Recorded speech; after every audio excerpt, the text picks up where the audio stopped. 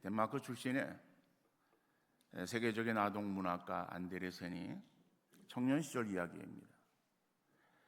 그는 스웨덴의 여류 소설가 브레멘을 만나기 위해서 여객선에 올랐어요. 이 선장과 대화를 하던 중에 자신의 여행 목적을 설명을 합니다. 그러자 선장이 안타까운 표정으로 말을 합니다. 안데르센 씨, 참 안 됐군요. 최근 신문에 보니까는 이 브레멘 씨가 이 외국 여행 중이라고 하는 뉴스를 제가 보았습니다. 모처럼 여행인데 헛걸음을 하게 되었네요. 이 안데르센은 그 이야기를 듣고서 깊은 절망에 빠졌어요. 많은 시간과 비용을 들여서 실행에 옮긴 그러한 이 방문 여행이 아무런 소용이 없게 된 것이에요. 선장은 이 안데르센을 위로하면서 조종실로 들어갔습니다. 그런데 얼마 후에 선장이 소리를 지르면서 밖으로 뛰어나왔어요. 안데르센 씨, 기적이 일어났습니다. 당신이 그토록 만나고 싶어하던 이 브레멘 씨가 바로 이 배에 타고 있어요. 이제 당신은 꿈을 이룬 것입니다. 자신이 그토록 만나고 싶어했던 작가가 같은 배를 타고 있었지만은 그 사실을 모른 채 그런 실망에 빠져 있었던 것입니다. 이 안데르센은 같은 배 안에 있는 브레멘을 만나게 되었고, 그리고 많은 유익한 대화를 나누는 기쁨을 얻게 되었습니다. 예수 그리스도는 지금 우리와 같은 인생의 배를 타고 계시며 선장 되셔서 우리의 항해를 주도하고 계십니다. 그리고 언제나 우리와 대화하기를 원하십니다. 우리가 절망할 때에 위로해 주시고 항상 내 곁에서 나와 함께 하시며 나에게 속삭여 주시는 분이십니다. 그런데 우리는 그 사실을 모른 채 우리의 육신의 눈으로 보이지 않기에 주님은 멀리 계시는 것으로 그렇게 인식을 하고 내 삶에는 전혀 개입하지 않는 것으로 우리는 그렇게 생각하며 지나오고 있습니다. 그러나 우리 주님은 우리와 함께 하시는 그러한 주님이심을 믿으시기를 바랍니다. 구약에는 예수님에 대한 예언이 많이 나오고 있어요.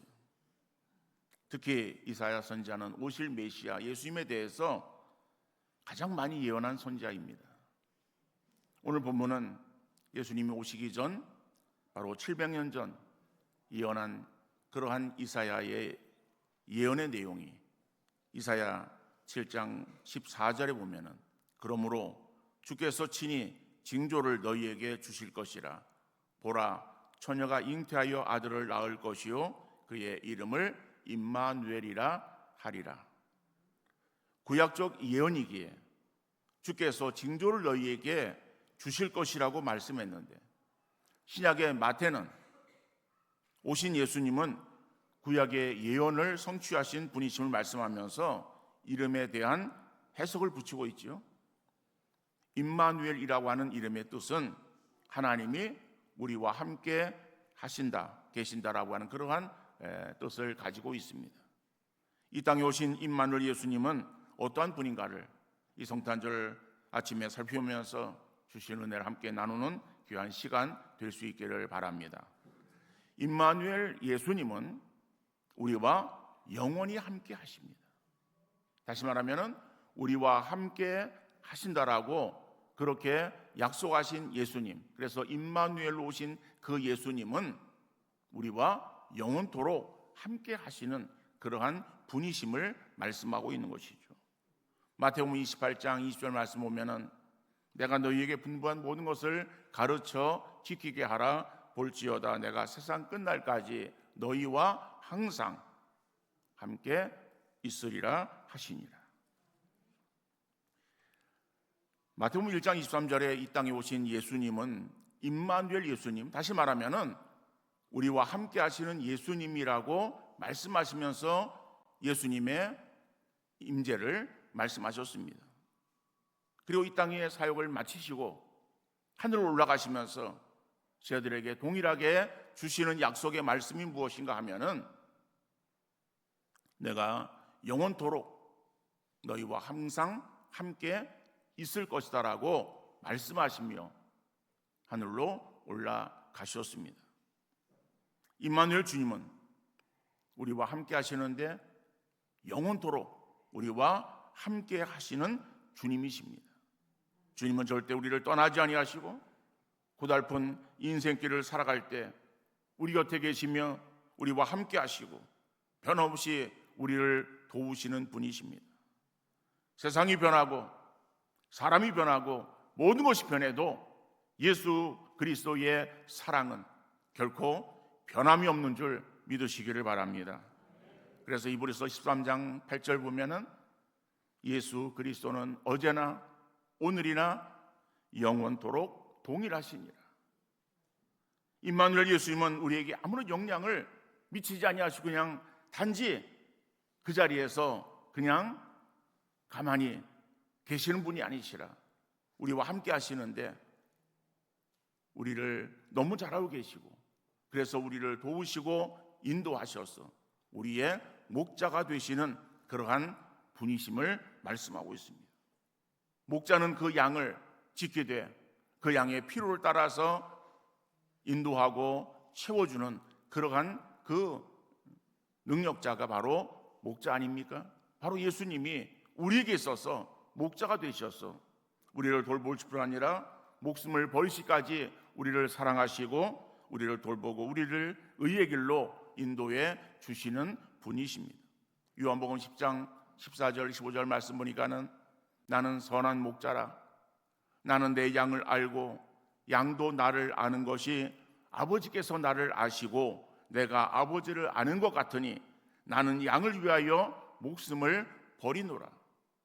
여러분, 이 말씀 가운데서 나는 선한 목자라 목자는 내 양을 알고 양도 나를 아는 것이 어떻게 아는 것이냐라고 하는 것을 말씀하시면서 아버지께서 나를 아시고 내가 아버지를 아는 것 같으니라고 말씀하는 거예요. 여러분, 이 부분에 있어서는 아주 오묘한 그러한 진리가 담겨 있습니다. 하나님과 예수님은 하나이셨습니다. 물론 우리가 이해할 수 없는 그러한 영적인 그러한 부분의 상황입니다. 하나님과 예수님이 하나이셨고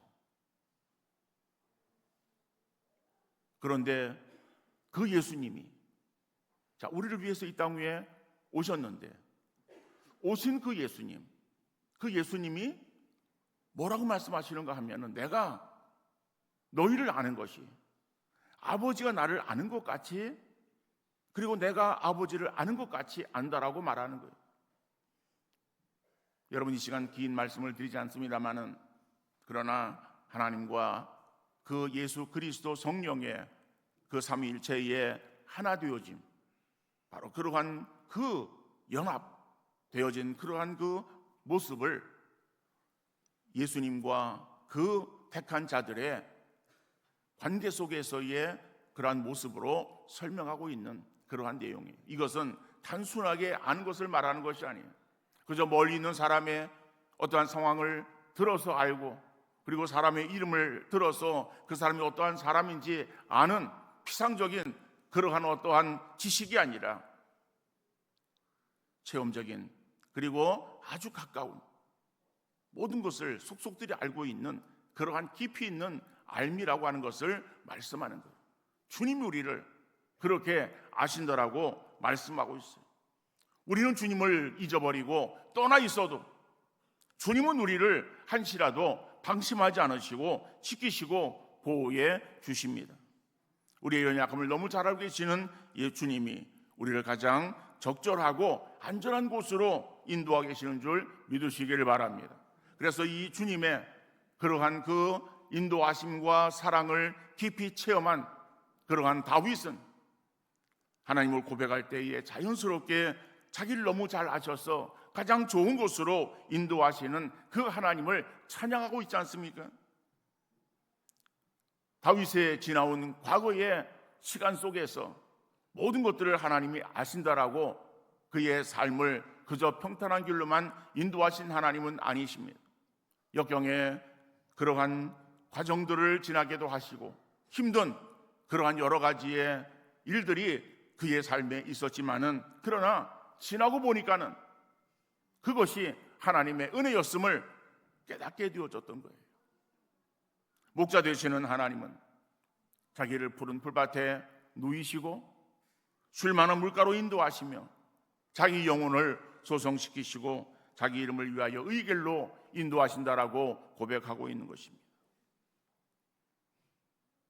여러분, 한 중년 부부가 살았는데 부인이 언제부턴가 시력이 나빠지기 시작했어요. 큰 글씨도 잘 읽지 못하게 되었어요.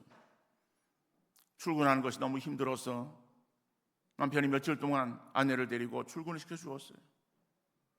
그런데 어느 날, 여보, 이제 당신 혼자 출근해봐요 라고 하는 말을 하는 그 말이 이 아내의 마음에 깊은 상처가 되었어요.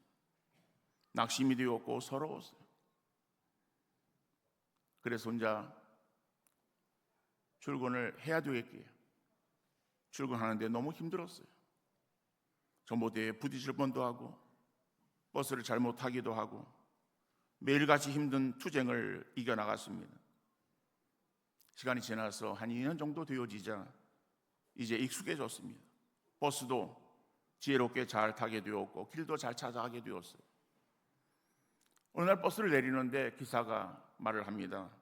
아주머니는 참 행복하시겠습니다. 아니, 뭐가 행복합니까? 남편분이 늘 동행해 주니까 얼마나 행복합니까? 아니, 우리 남편이 나와 함께 동행한다고요? 제가 보니까 아주머니가 버스 타면은 뒷자리에 남편이 타고요, 내리면은 남편이 따라 내려요. 늘 뒤에서 남편이 아주머니를 따라가더라고요. 그 이야기를 들으면서 아내는 감사하고 울컥한 마음으로 눈에서 눈물이 나왔습니다. 남편이 말은 그렇게 해도 내가 넘어질까 봐 나를 뒤에서 늘 지켜보고 있었구나. 남편은 아내를 따라가서 아내가 직장에 정상적으로 출근하면 자기도 그제서야 자기 직장으로 출근했던 것입니다. 그 일을 2년 동안이나 해냈던 거예요. 아내는 남편의 마음을 모르고 원망한 것을 부끄러워했어요. 주님은 오늘도 우리와 함께 하십니다. 우리가 주님을 눈으로 볼 수 없고 만질 수 없지만은 우리들 가까이에서 우리와 동행하시고 우리의 인생길을 지켜주십니다. 물과 불 가운데 지날지라도 염려하지 않아도 되는 것은 주님이 우리의 목자가 되셔서 우리를 인도하고 계시기 때문인 줄 믿으시기를 바랍니다. 목자 되시는 주님은 오늘도 우리를 부르고 계십니다. 수고하고 무거운 짐진 자들아 다 내게로 오라. 내가 너희를 쉬게 하리라. 지금도 우리가 감당하기 힘든 질병이나 삶이나 마음의 고독과 외로움과 무거운 짐을 가지고 주님께 나와서 내려놓으면 주님이 그 모든 것들을 다 맡아 처리하시고 우리를 평안한 상태에 머물게 하시는 줄 믿으시기를 바랍니다. 우리가 하나님 대해서 한 것이 없지만 하나님이 우리를 사랑하셔서 우리를 부르시고 떠나지 않으시며 우리 곁에서 우리를 지키시고 보호해 주시는 줄 믿으시기를 바랍니다. 이 성탄절 이 땅에 아기로 오신 예수님은 지금까지도 우리를 지키시고 함께 하신 것처럼 오늘도 함께 하시고 내일도 우리와 함께 하시는 줄 믿으시기를 바랍니다. 우리와 함께 하시는 주님을 의지하며 믿음으로 승리하는 귀한 믿음의 성도 다 되어질 수 있기를 주님 이름으로 축원합니다.